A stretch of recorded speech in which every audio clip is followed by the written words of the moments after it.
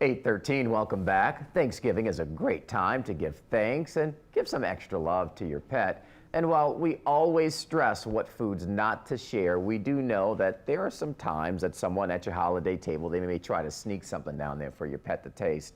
Rebecca Melanson from the LASPCA is here with some healthy food options for your pet this Thanksgiving, and you've got Gail here with you. I do. So first and foremost, before we get to the foods, I want to talk about Gail.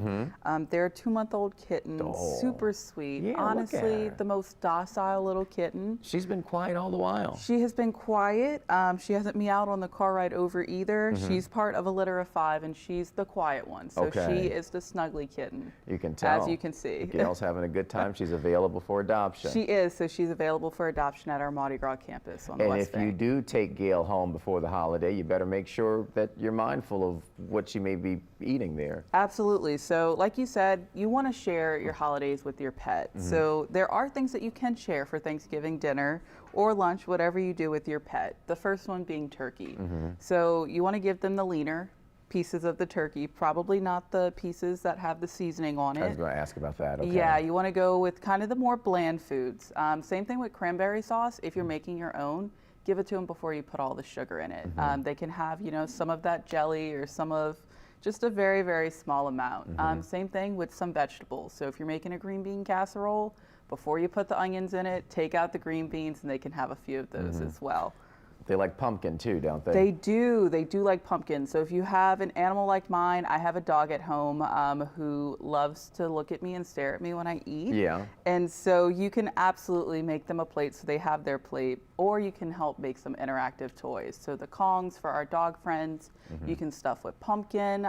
You can freeze some chicken broth. You can also give them some potatoes. If you want to put some mashed potatoes in there before you put all the butter and cream in it, just, you know, the really, really bland ingredient-based foods. My poodle nephew, St. Claude, he's a standard poodle. He's about yay high, you know, at 18 going on 75. Right. But I did Thanksgiving with him a couple years ago at my house, and I had just did some ground turkey for him and brown rice and his pumpkin, and he was just as excited. And it's so great because they get to share a meal with you. That's not something they typically get to do. You know, they're used to eating kibble. Right. So even just giving them the bare minimum, like you said, you want to make sure it's safe for them. So stay away from things like avocados, grapes. Make sure they're not ingesting chocolate or alcohol in any kind of way. But they're happy to just share that moment with you however they can. And that applies to cats too. That applies to cats as well. They might not love it as much as our dog friends do, but you know, they love the occasional treat. So feel free to try and see if they want to plate as well. All right, Miss Gail, you let the people know what you want. Yes, you give them those cats. Look at those sleeping. eyes. Oh, hello.